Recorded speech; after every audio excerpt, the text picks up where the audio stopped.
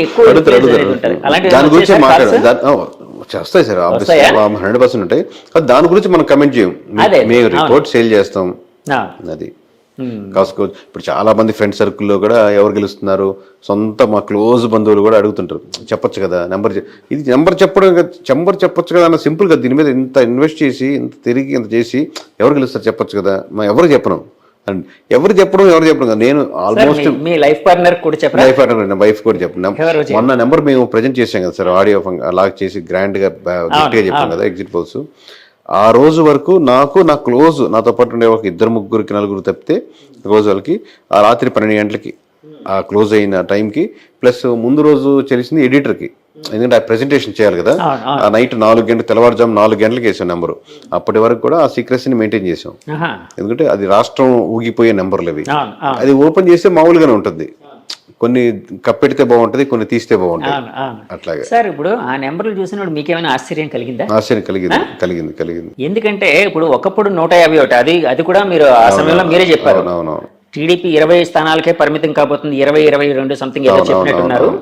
YCP party 2019లో చాలా unanimous గా చాలా పుంజుకోబోతుంది, 150+ రాబోతుంది అని చెప్పారు అప్పట్లో మిమ్మల్ని ట్రోల్ చేసిన సందర్భాలు కూడా ఉన్నాయి. కరెక్ట్. సో ఆ ఫిగర్ కంటే ఈ ఫిగర్ ఇంకా ఎక్కువ.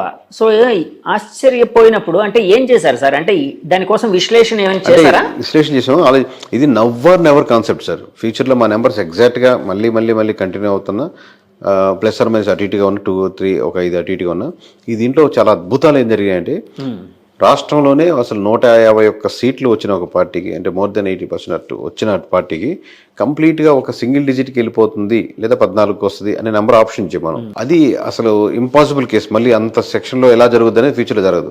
ఒకటి జరగచ్చు, రాష్ట్రంలోనే ఒక హీరో ఉన్నటువంటి వ్యక్తిగా, ఎక్కువ మంది అభిమానించే వ్యక్తిగా ఉన్న పార్టీకి 10 ఏళ్ల నుంచి ట్రై చేస్తూ ఒక్క సీటు కూడా గెలవకుండా ఉంటూ కంటిన్యూస్గా ఫెయిల్యూర్స్ చూసిన వ్యక్తి, ఎంతో కోట్లాది మంది అతను గెలుస్తాడని వెయిట్ చేస్తున్నప్పుడు, ఆ పార్టీకి ఎక్కడైతే పోటీ చేసిన ప్రతి ఒక్క నియోజకవర్గం గెలుస్తుందని నరమానవుడు నమ్మని ఒక నెంబర్ చెప్పడం. మూడోది, మామూలు 70 అయిపోయింది, టీడీపీ అయిపోయింది, కష్టం అనుకున్నది, పోటీ చేసిన ప్రతి దగ్గర 90% పైన, అంటే 144 పోటీ చేస్తే 133 నియోజకవర్గాల పేరుతో సహా చెప్పి ఎన్ని గెలుస్తుందని ఒకేసారి చెప్పడం.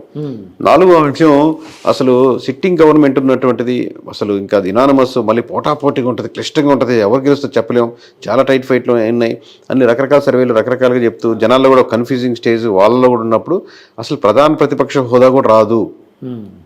అసలు గెలవడం పక్కన పెట్టండి, ప్రధాన ప్రతిపక్ష హోదా రాదు, కేవలం 21 సీట్లు పోటీ చేసినటువంటి ఆ పార్టీకే ప్రధాన ప్రతిపక్ష హోదా వస్తుంది అనేది. ఇన్ని 4 భిన్నంగా ఉన్నటువంటి లేయర్స్, 4 తూర్పు, పడమర, ఉత్తర, దక్షిణ రకాలుగా 4 లేయర్స్ని దాంట్లో మళ్ళీ సింగిల్ నెంబర్గా చెప్పడం అనేది, ఇది నెవర్ అనుకుంటున్నాను సార్.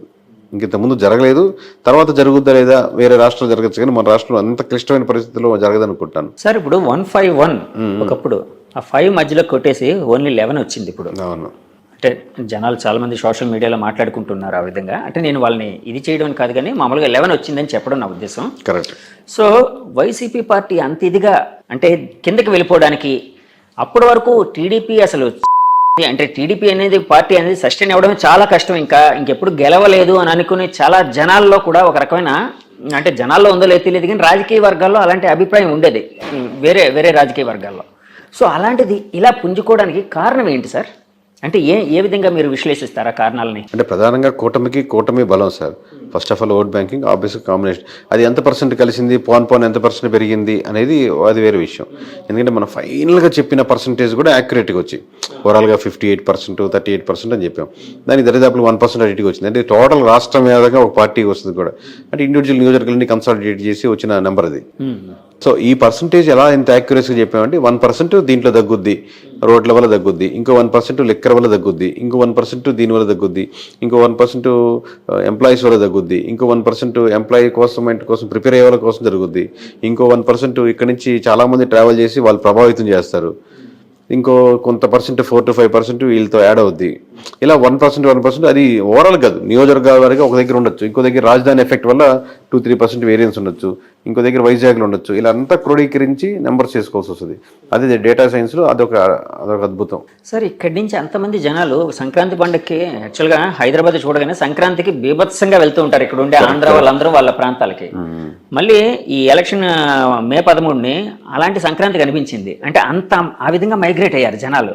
సో అది ఒక ఇన్ఫ్లుయెన్స్ చేసింది అంటే ఈ స్టాటిస్టిక్స్ని వాటిని నెంబర్స్ని ఇన్ఫ్లుయెన్స్ చేయడానికి అది కూడా కారణం అని అనుకోవచ్చా సార్? వన్ ఆఫ్ ది అంటే ఒక ఆ బేస్ చేసుకొని ప్రతిసారి ఓటింగ్ పర్సంటేజ్ పెరిగితే ఎప్పుడు అపోజిషన్ పార్టీ గెలుస్తుందనో, ఓటింగ్ పర్సెంట్ పెరిగితే ఎప్పుడు సిట్టింగ్ పార్టీ గెలుస్తుందో అలా ఆ సీక్వెన్స్లో మనం చెప్పలేం. కానీ ఇక్కడ పెరిగినటువంటి ఓటింగ్ పర్సంటేజ్ మటుకు ఆబ్వియస్గా అపోజిషన్ పార్టీకి అడ్వాంటేజ్ అయింది. ప్లస్ అక్కడికి వెళ్ళి వాళ్ళు ఒక అవ్వాతాత వైఎస్ఆర్సీపీకి వేయాలనుకున్నా కానీ వీళ్ళు వెళ్ళి వాళ్ళని ఇన్ఫ్లుయెన్స్ చేసిన సందర్భాలు కూడా ఇంకో యాడెడ్ పర్సంటేజ్. సార్ ఇందాక కూటమి కలవడం ఒక ఓటింగ్ బలం దానివల్ల ప్లస్ అయిందని అన్నారు కదండి సార్. ఒకవేళ కూటమి అంటే టీడీపీ పార్టీ ఇండివిజువల్గా, జనసేన ఇండివిజువల్గా, బీజేపీ ఇండివిజువల్గా పోటీ చేసి ఉంటే యాక్చువల్ వైసీపీ గెలిచేది అది అందరూ అంటున్నమాట. అవునా అంటే సార్? Depends sir. అది అప్పుడు అంటే చాలా ఫ్యాక్టర్స్, ఇది హైపోథెటికల్ క్వశ్చన్ కాబట్టి అది ఫర్ సపోజ్ టీడీపీ ఇండివిజువల్గానే ఈసారి మనం ఎవరితో కలవము, మనం ఇండివిజువల్గా వెళ్దాం, ఈసారి ఎందుకు కొట్టడం చేస్తాం, రాష్ట్రం అన్యాయం అయిపోతుంది, ఏదో వాళ్ళు చెప్పాలనుకుని చెప్తారు కదా, అలాంటి ఫేజ్లో వెళ్ళి. అలాగే జనసేన కూడా 175 నియోజకవర్గాలు మనం ఇది ఇండివిజువల్గా పోటీ చేద్దాం, ఇది ఈ క్యాండిడేట్ నేను ముందుగానే ప్రకటిస్తున్నాను, పలానా రాము గారు ఇక్కడి నుంచి కంటెస్ట్ చేస్తారు, పలానా రవి గారు ఇక్కడి నుంచి కంటెస్ట్ చేస్తారు, లేదా పలానా 50-60 నియోజకవర్గాలే కన్సాలిడేట్ చేద్దాం, మనం మొత్తం వద్దు 50కి 50 కొడదాం అన్న ప్లాన్తో వెళ్తే వేరే రకంగా ఉంటుంది. లేదు 175 పోటీ చేస్తే ఒక రకంగా ఉంటుంది. లేదు లాస్ట్లో పొత్తుల దాకా వచ్చి పొత్తులు సరిగ్గా కుదరలేదు, నువ్వు ఇచ్చేది నేను ఇచ్చేది మాట అనుకుని విడిపోయారు, అప్పుడు వేరే రకంగా ఉంటుంది. ఇలా నెంబర్ ఆఫ్ ఫ్యాక్టర్స్ బట్టి చెప్పినాం. బట్ పొత్తు లేకపోతే మటుకు చాలా నియోజకవర్గాల్లో టఫ్ ఫైట్ ఇచ్చింది. ఇప్పుడు ఏ సినారియో ఏంటి అనేది ఒక్కొక్క దాంట్లో ఒక్కొక్క అడ్వాంటేజ్ ఉంటుంది. అవునండి. సరే యాక్చువల్గా పవన్ కళ్యాణ్ గారు అంటే చంద్రబాబు గారు జైలు ఉదంతం జరిగిన తర్వాత పవన్ గారు వెళ్ళి యునానిమస్గా వాళ్ళకి అక్కడ ఒక సపోర్ట్ ఇవ్వడం అనేది ఈ రాజకీయ చిత్రాన్ని మార్చడానికి మెయిన్ కారణం అని భావించచ్చా సార్? ఒక షఫాలజిస్ట్గా భావిస్తారా? అంటే దాని ముందు జరగాల్సిన నష్టాలు జరుగున్నాయండి. ఇప్పుడు 1% అని ఇంతకుముందు యాడ్ అయ్యింది. రోడ్లు ఆ రోజుతో బాగుపడలాగా, లేకపోతే ఆ రోజు నుంచి రోడ్లు బాగా లేకుండా లేవు కదా, రోడ్లు తీసుకుంది. లేదా ఎంప్లాయీస్ శాతం ఆల్రెడీ పవన్ కళ్యాణ్ కలిసినా కలవకపోయినా ఎంప్లాయీస్ అనేవాళ్ళు నెగిటివిటీ ఉన్నారు. ఇలా ఆల్రెడీ రెడీగా ఉంది. ఆ రెడీగా ఉన్నది కూటమిలో ఎవరికి వెళ్ళాలి, బీజేపీకి వెళ్ళాలా, టీడీపీకి వెళ్ళాలా, జనసేనకి వెళ్ళాలని ఆ తర్వాత మారింది. లేదు ముగ్గురు కూటమే కాబట్టి ఒక పార్టీకి వెళ్తున్నాయి. అసలు ఎవరి కేకే గారు ఎప్పటి నుంచి ఈ రంగంలోకి వచ్చారు? ఇలానే మీ పర్సనల్ లైఫ్ కోసం, మీ ప్రొఫెషనల్ లైఫ్ కోసం తెలుసుకోవాలని చాలా మందికి ఒక ఉత్సుకత అనేది అయితే ఉందండి ప్రపంచవ్యాప్తంగా. సో ఎక్కడ సార్ మీది, ఎక్కడ ప్రాంతం, ఏంటి, ఎప్పటి నుంచి ఈ ఫీల్డ్లోకి వచ్చారు? మా సొంతూరు నెల్లూరు అండి. ఈ సర్వీస్కి రాకముందు నేను 8 సంవత్సరాల వరకు సాఫ్ట్వేర్ ఇంజనీర్గా పనిచేశాను. సో దీంట్లో ప్రధానంగా రావడానికి ఒక కారణం ఏంటంటే ఏదైనా పాజిటివ్ పనులు వీళ్ళతో చేపించేదానికి ఆస్కారం ఉంటుంది ఎమ్మెల్యేలతో.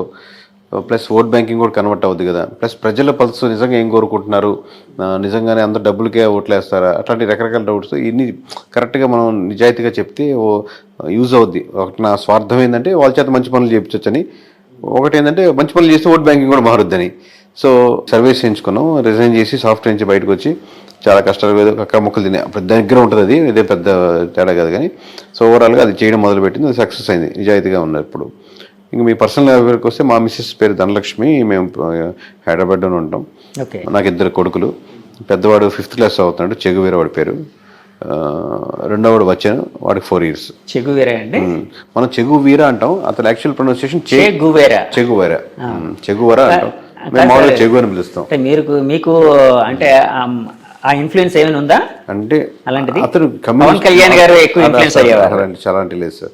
మామూలు కమ్యూనిస్ట్, మా నాన్నగారు కమ్యూనిస్ట్ లీడర్, డిస్ట్రిక్ట్ వైజ్. కొంచెం బుక్స్ చదవడం, లేకపోతే ఒకసారి లాంగ్ బ్యాక్ నేను ఒక బైక్ మీద ట్రావెల్ చేస్తూ ఉండే ఒక మూవీ ఉండేది, కంప్లీట్ మోటార్ సైకిల్ డైరీస్ అనేది ఉంది కదా.